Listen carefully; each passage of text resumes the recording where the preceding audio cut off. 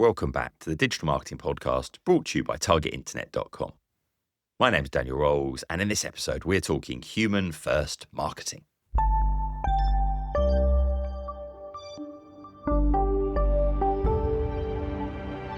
Before we get going, just a quick message to say, if you fancy spending half a day with me every month, a Target Internet membership is currently half price at just £30 a month. And you get access to our live half-day masterclasses. So those are run by me. You get access to loads of other stuff as well. We are covering latest trends in digital marketing, the latest AI updates, optimizing for AI overviews, and loads of other stuff.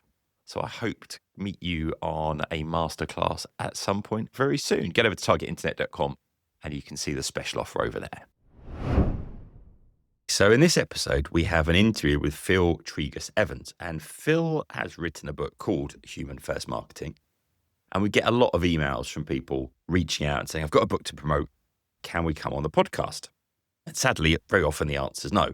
For one reason or another, that we can't fit it into the schedule. We've had too much content of a particular type, whatever it might be. And I'd said to Phil, we were actually kind of back to back for the end of the year. We'd have to kind of put a pin in it and come back to next year. And he said, well, I'll send you a copy of the book anyway. And he very kindly sent me a copy of the book. And I picked it up and started reading it and was kind of hooked. And it just seemed to resonate. So then I got back in contact with, actually, come on the podcast. That will be great. So Phil was very patient and very kindly still came on the podcast. And I think it's a really important read at the moment because we've spoken about this a little bit previously. Where everything is AI, where we can differentiate is with the human aspect of what we do. And I've mentioned that quote before. So it's Professor Celia Moore at Imperial College that said to me, when everything's AI and deepfake, we need to lean into our humanity. And I think it's never been more true because if everyone's got this functionality, everyone's got these tools, then how do we really stand out in the crowd? And that's what the book's all about. So I thought it was really great timing. Phil's obviously been thinking about this for a while because there's lots of people talking about it now, but obviously the book was written a little while ago. So I think there's some really good insights, a really good way of thinking about things. And it might give you a nice way to structure your thinking about where you use AI, but also where you don't use AI. So over to the interview. Right, I am here with Phil. Let's get straight into it and let's get into the bold kind of opening statement. So marketing's not working. So you open the book up by talking about it not working. What's the shift and how do we respond to that? What does it mean? Yeah, typically I'm a glass half full kind of guy, but it's quite a negative way to open the book. I think it's a really valid one because we were just talking before we started this and to say, I don't remember a more fast changing time in marketing. Yeah. And actually taking a step back becomes really important. So talk us through it. Yeah, so there's a few things that I've noticed in running the agency that I run and working with lots of brands. And the three sort of main factors for why marketing isn't working like it used to. One is ad saturation, just the sheer amount of advertising that we are sort of presented with every single day. Right. It's a crazy amount. I think one study put it at about 360 something adverts a day. And our ability to remember them, apparently we can only record 12. Right. So you think how much money is being spent on ads that people don't even remember. The second is trust. And I think we're in a trust deficit now, rather than starting from a place of trust is there to be lost. It is something we have to earn. And the third thing is that with AI, and we were talking about this before we came on, how fast it's evolving. It's creating even more distrust because people are questioning what's real, what's not, what's authentic. And I think that as more people use AI for their marketing, we're seeing a homogenization of marketing content where everything is starting to sound and look the same. And as a result, things aren't working as well as they were. Human first marketing is my antidote that we've used at Giraffe and seen good results. And yeah, I wanted to put it in a book so that people could use it for themselves. So let's talk about that then. So what is human first marketing? How would you kind of define it? And then how is that different from kind of traditional approaches to marketing of having a particular tone or something else? Sure. I think you could argue that human first marketing is quite traditional in the sense that I'm almost sort of advocating for going back a little bit. But really it's about putting people at the heart of the strategy. So starting with people, and there's kind of two sides to that. So one side of that is your customers, and deeply understanding your customers and involving them in your marketing so that they can develop into advocates.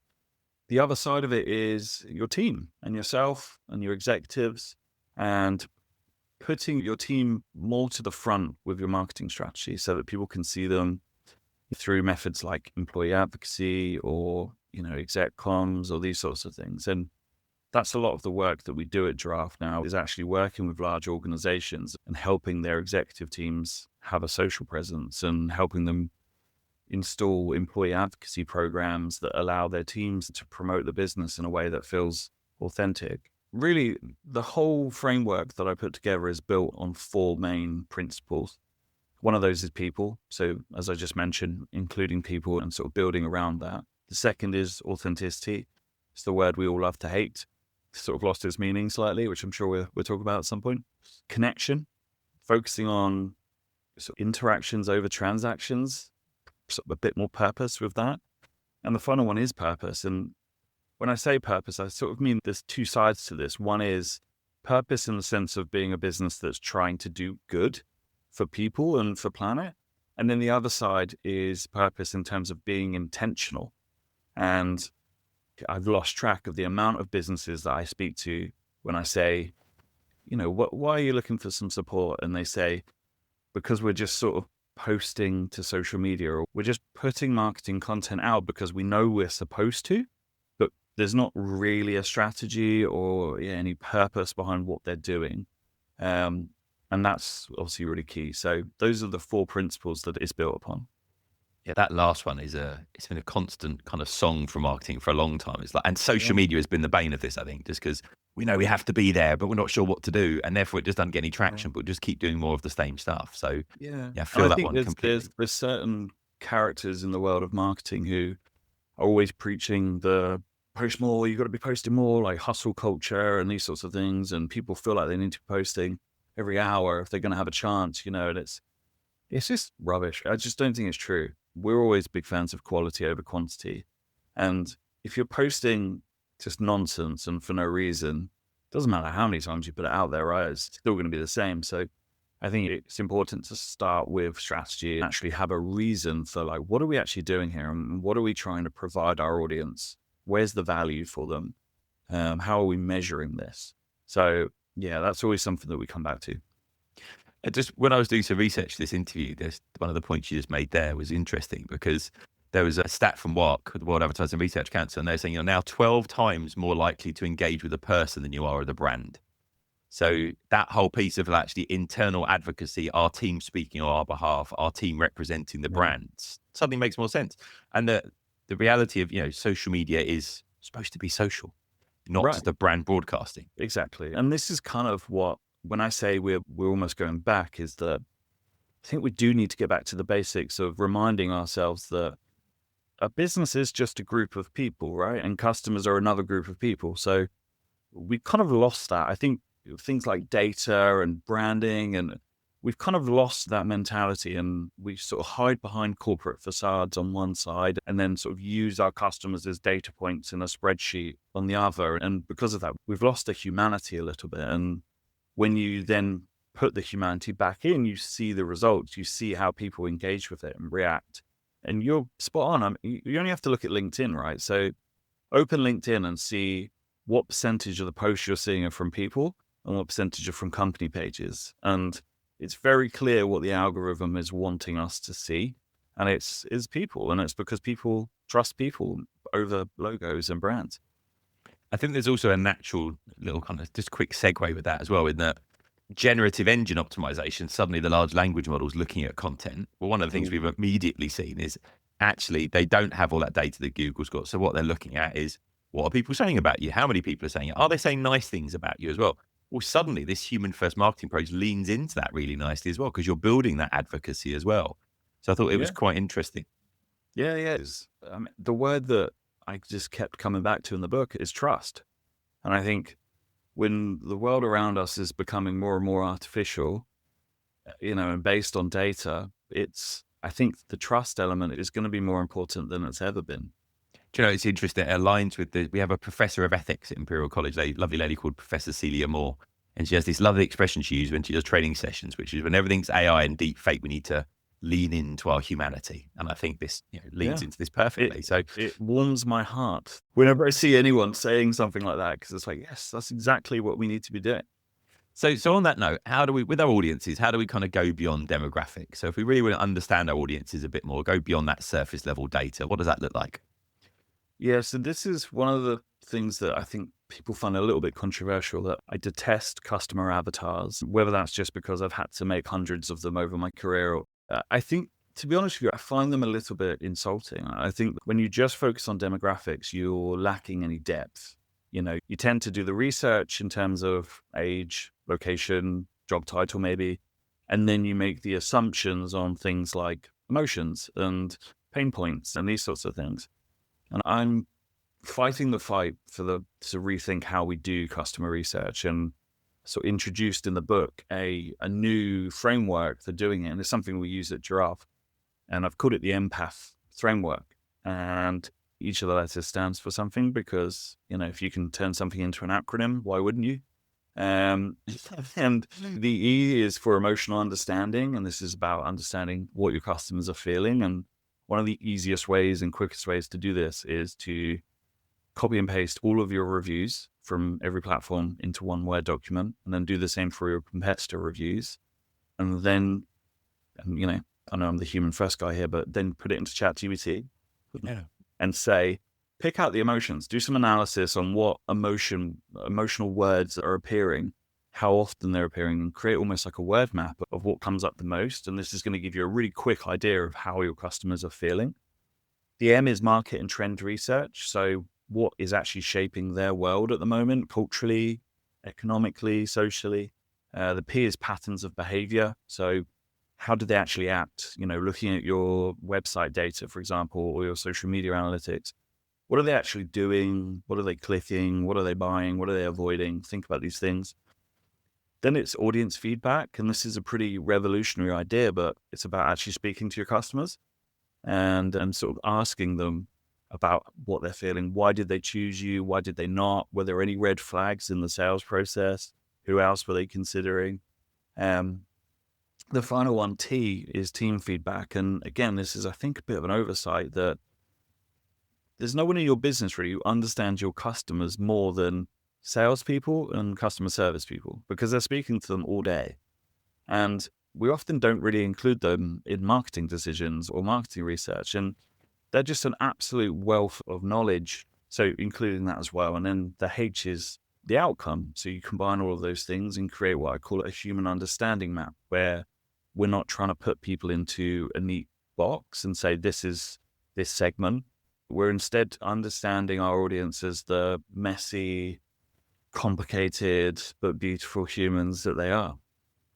I love it. And you talked about that, the kind of two sides of the human equation. You've got your customers, but you've got your team as well. So it brings us nice into that. So that team, the culture, the values, let's come back to that authenticity word as well. Sure. So how do the company values and the team dynamics kind of shape that? And how does it shape what your target audience end up seeing and feeling? Yeah. So when I was writing the book, I started writing a lot about the techniques that, I would advise people to use. But I had this nagging voice in the back of my head that a lot of them, because they're so human focused, if you don't have good company culture and values and like a level of authenticity, some of them won't work. You take something like employee advocacy. We were doing a panel not that long ago and talking about the benefits of employee advocacy. And someone put their hand up and said, yeah, but how do we control what our employees say? And how do we know they'll say anything good? They might say negative things. And I thought, if that's the worry, I think you have bigger problems than marketing.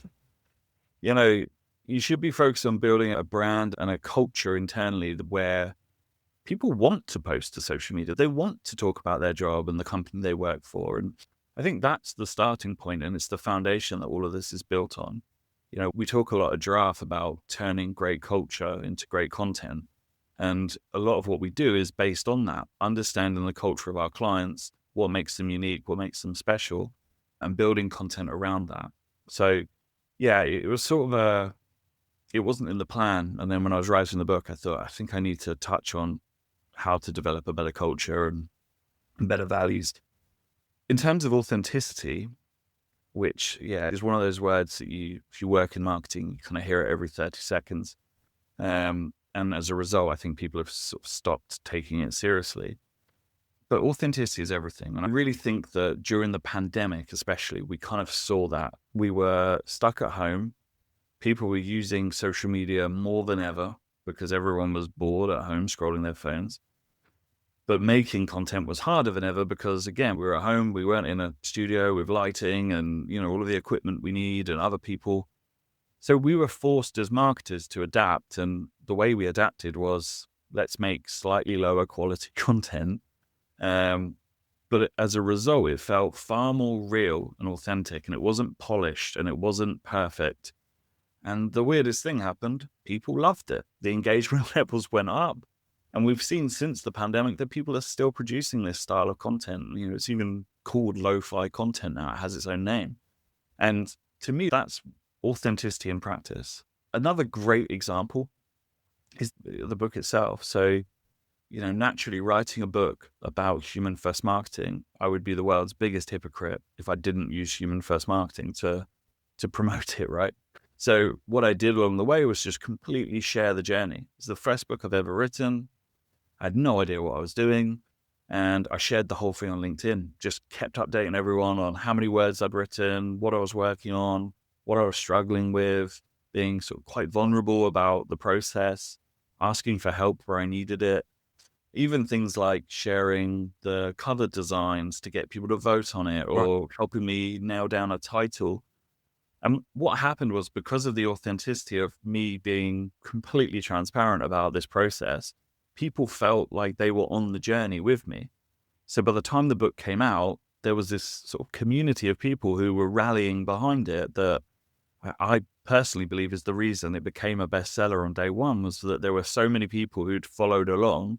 They felt ownership over it. They wanted to see it do well. And to me, that's authenticity in practice.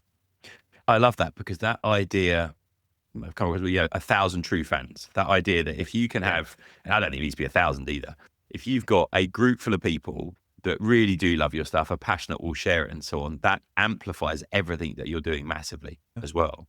And I think for this podcast, one of the things that at the beginning, we're talking many years ago, like 15 years ago when we started, was that it wasn't how you're going to make your first million. It was kind of more, I did that. That was a disaster. That didn't work. But that was all right. That did work. Why did it work? And it was more those discussions about being, honest about it that really made it resonate with people. It was like, I'm struggling as well. Right. I can connect to this. Yeah. So I think it's really interesting. So how do you think, trust is a big theme throughout the book. How do we earn trust now? And what's some practical ways that we can do that? Yeah, I think the first thing is to acknowledge and accept that, as I mentioned earlier, we are starting from a trust deficit. That trust in organizations, trust in executives, media, government is at a low. As a result of that, it isn't enough to just show up. We need to be thinking more about proactively building trust. And one of the best ways to do that is to be visible. And I think that executive teams in brands, I think it's getting better. And I know it's getting better from the fact that we get asked more and more about it at Giraffe, that people are wanting to do this. But the leadership teams of businesses should be visible. People should be able to see what they're up to, what they're working on. And there needs to be a level of transparency as well. So for me, when it comes to building trust, the first thing I think of is visibility. Be seen. Be open. Talk about what you're working on, what's not working. If mistakes are made, own them, and actually be really transparent about, hey, look, we're trying to do this and it hasn't worked. One of the examples I always think of is it's one of my favorite brands of all time, Lego. They are working very hard to try and become more sustainable. And when you boil it down, they're a company that sells plastic bricks. Like, it's not ideal, right? Plastics, we're told repeatedly, are bad. And they tried something a few years back where they were going to start making their bricks from recycled, I think it was like bottles. And essentially it just didn't work. The durability of it just didn't work. But because they were completely transparent the whole way through and said, look, we're trialing this. And then they were just as transparent to say, it didn't work, but we're going to have to go back to the drawing board. people respected it because, you're not just publishing the wins, you're actually saying, look, this is the journey we're on. It's not going to be all ups. There's going to be some downs. And because they had a track record of transparently trying to be more sustainable, there was a story there that people could buy into and believe. And I think as a result of that, you see more trust in the brand. And when you have more trust, you have more license to make mistakes. And, when there's a crisis, people are more forgiving, sort of behind you on it. So, yeah. You mentioned it earlier on, and just to jump off again at a tangent slightly for a second, you mentioned hustle culture earlier on. Do you think we've developed this thing in digital marketing, startups, in tech world about, the hustle culture, post every 20 seconds, sleep, 1 hour a day, all this kind of, stuff. And everyone portrays it, but everyone is it's not realistic. It's not, it's not possible for most people. Is that a complete counter to human first marketing, or do you think the two things can coexist? I don't know if it's a complete counter, but I think it's dangerous. And I'm saying that from someone who definitely was susceptible to that in my sort of early days as an entrepreneur, working ridiculous hours because it felt like that was the only way to be successful, to be deemed a success. To be completely frank, Daniel, it drove me to anxiety. I struggled with my mental health. And I think a lot of that was this external pressure of people were, and they still are in some corners of the internet, just posting success. This has happened. Oh, we've signed 10 clients this week. We've done that. And I think the reality as you get older is you realize that no one really knows what they're doing. It's just really pretending how well you are doing. Everyone's still figuring it out. And I think that's why being a little bit more vulnerable and honest just drives up the engagement, because people are just craving something real that doesn't make them feel bad about themselves. Yeah, there's a couple of nice examples we'll put into the show notes, so targetinternet.com/podcast. But if you look at the stuff that Rand Fishkin's done, where he tried to kind of oppose that culture and say, actually, we can work hard, but we can work effectively, and we don't need to do ridiculous hours. And then if you look at stuff that Jay Shredelson does on the Do This, Not That podcast, where he is just completely authentic and just talks about, and he's just written a book, which is actually on a similar kind of topic. And I've seen him speak so many times, I just think the human aspect of that is what connects you to him completely. So I think it's lovely kind of segue into some of those people as well. The whole piece about leadership then. So if you want to make a strong case for leaders being visible online, why is it so important? And how does that strengthen the brand? How does that strengthen the culture? I think leadership has an opportunity because their voices are listened to, right? So they have an opportunity. And I think social media is the ultimate platform for, especially a platform like LinkedIn, for the leaders of a company to be open about what they're working on and what's been going well. Internally, and I don't have the stats to hand, but there's research done into people wanting to work for companies where the leadership are visible, trusting the brand, wanting to do employee advocacy. If they can see that the leadership team are being really active on social media and celebrating the culture and the work that they're doing, and even things like shouting out team members and saying, I just want to draw attention to this person on our team. We did something amazing this week. These things they build trust, but they also build culture in the company itself. And it's almost like social proof at scale, because a leadership's voice can attract talent, it can open doors, it can elevate brand perception. And I think too many executives hide behind not doing things on social media, and they're missing a trick. They're really missing a trick. And it's something that we're always encouraging our clients to do more of. Yeah, I think particularly from that talent acquisition point of view as well, if you look at, if we're competing for talent and those people want to see what the brand stands for and really does it stand for anything? Yeah, what is the value of the brand? Yeah. I think it's a huge opportunity for kind of doing that. So it's something that we looked at Giraffe, because I'm naturally quite introverted. And it was only about 4 or 5 years ago that we thought we really need to be more visible. And so I spent a lot more time on my own LinkedIn presence and being on podcasts and obviously eventually writing the book. Because, and we've seen the results. We've seen people who want to work for Giraffe because they're aware of this human first marketing movement that we're trying to sort of initiate, and they believe in it and they know what we're about and they want to be involved. It's been really exciting actually to see that. So I think you've written the book at a very interesting time because obviously AI was well underway, kind of the generative AI was well underway, but it's obviously just ramped up even since you published as well. So with AI playing that bigger role, how do we make sure the human element isn't lost and what opportunities it open up? And I've seen from your stuff already, it's not that we're saying AI is bad, it's just that we need to be careful. Yeah, I always say that I'm not anti-AI, I'm anti-lazy AI. And I think, everyone's using it, right? I think even people who are pretending that they don't are. And I think the reason people are pretending is because there's no nuance in AI anymore. I think people seem to either think it's the best thing ever and you should be embracing it, or it's evil and if you use it, you're not doing it properly. I personally think we need more nuance. And I think that comes with having discussions and having policies in place where you say, hey, this is where we're going to draw the line. This is everything this side we're happy to use AI for, and everything this side we don't want to at this point.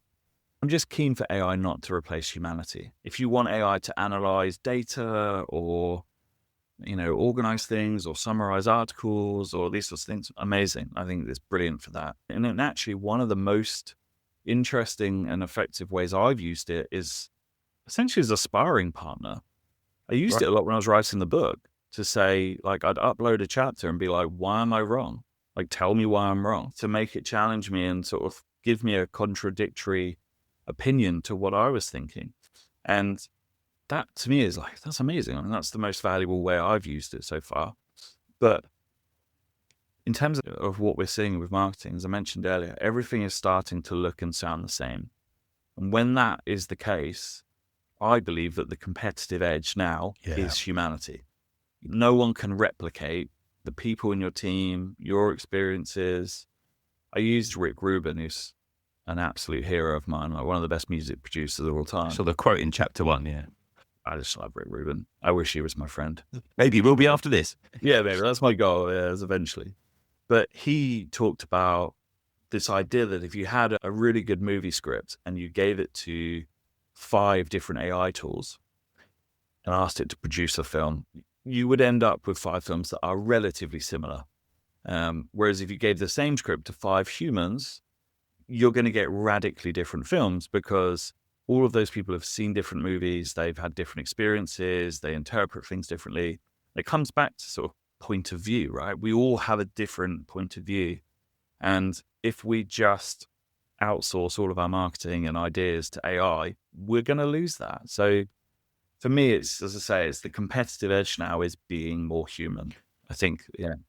I'm fascinated because if you look at Google's path with this, for content. So they come out 4 years ago and go, AI content, no, you must not have it. Then they come out and say, good content's good content. Don't care how you create it.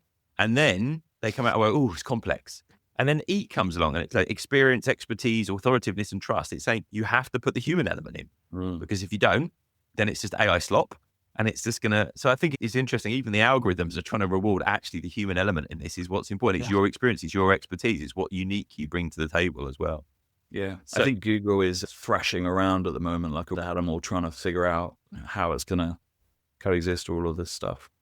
Yeah, it's very interesting. And I think actually as we're in this increasing kind of no-click environment, people aren't clicking in search, they're not clicking in social media, that differentiation is really what's going to make brands kind of stand out. So I think it's very interesting timing. So Phil, how can people get in contact? Tell us a little bit about the agency if people want to reach out and kind of see what you do as well. Yeah, sure. So the agency I run is called Giraffe Social, and we are a social media specialist agency that focuses on practicing what we preach and using human-first marketing with all of our clients. The book is on Amazon and various other places, but Amazon's probably the easiest place to source it. And probably the best way for me is LinkedIn. So if you want to connect or ask me anything, LinkedIn is kind of where I'm spending probably too much time these days. We'll put all those links into the show notes. So targetinternet.com/podcast. We'll link through to the book, through to the agency, and through to Phil's profile on LinkedIn. So Phil, thank you so much for joining us. Lots to think about. And hopefully we'll see you again on the Digital Marketing Podcast. Thanks, Daniel.